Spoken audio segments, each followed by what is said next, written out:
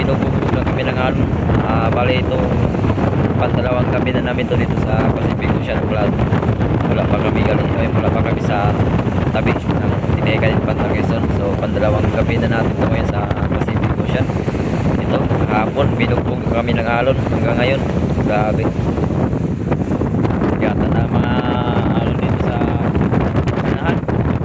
Yan si Julito, yan siya tawag kay Julito. Yan naglalatang si Panay, yan Musin. Yan dyan na doon sa ulihan si Katusok, si Ibing, yan siya tawag kay Ibing. Isa na naman pong alon sa karagatan dito sa Pacific Ocean. Yan, yan kami nag-area ng aming pinatansi para gawin tayo ulit ng tuna. At ito nga mga karagat, may balita na kami na naglalabasan na to yung mga pin. Ako tinatawag dito sa amin talagang isang maalon na naman po dito sa karagatan.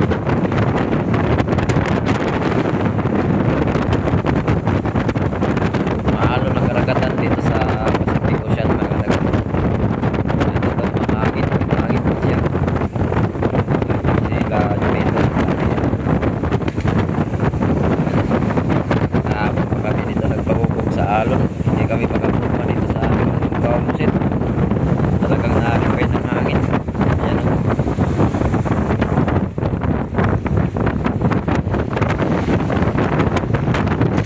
Yan siya tawag dyan sa ating mga buyer ng ating tuna.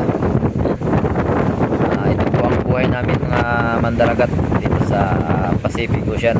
Ayan, muli naman tayo nagpahubog sa alon. Ito talaga ang buhay natin mandaragat. Kaya sabi lang po namin sa mga buyer ay sana taas-tasan po, sana konti nila yung presyo natin ng isda at kami talagang ito sa kain buhay na buhay ng daragat para lang may maano lang sa pamilya. Ayan si Arjen pala, ayan na si Arjen pala nagdala na ng tasa. Sana naman sa mga buyer dyan ay taas-tasan ng konti. Yan lang po ang masasabi ko sa mga buyer na yan. Talagang ito, damdam namin yung lula, lamig, bukas ng mga alon.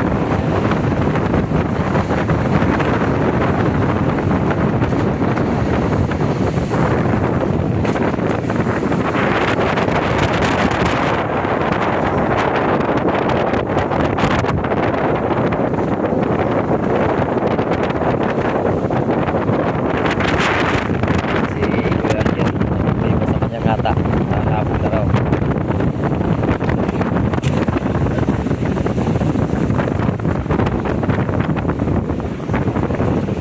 Yan, time ko lang yan talaga. Ay 1:28 na ng umaga.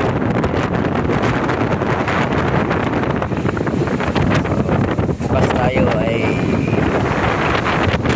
1:14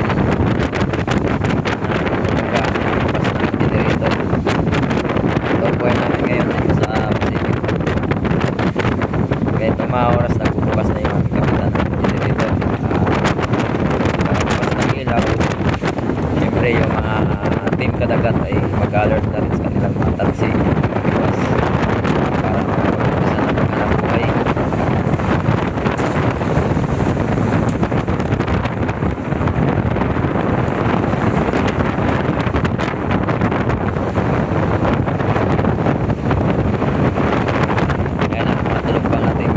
Pang-team natin sa pang-team kadagat, matulog pa kuya din sila sa Kawamusit.